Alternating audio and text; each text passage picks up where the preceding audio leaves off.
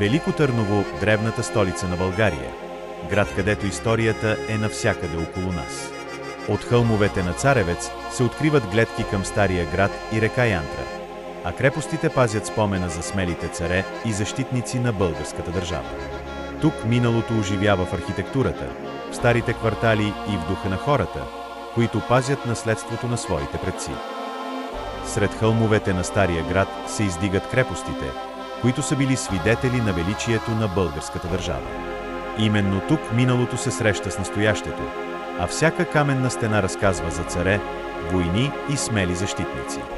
Царевец, като най-внушителната крепост, продължава да вдъхновява и напомня за силата и духа на българския народ.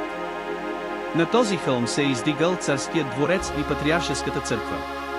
Тук се е решавала съдбата на България през вековете, а каменните стени пазят спомена за могъщество, битки и слава.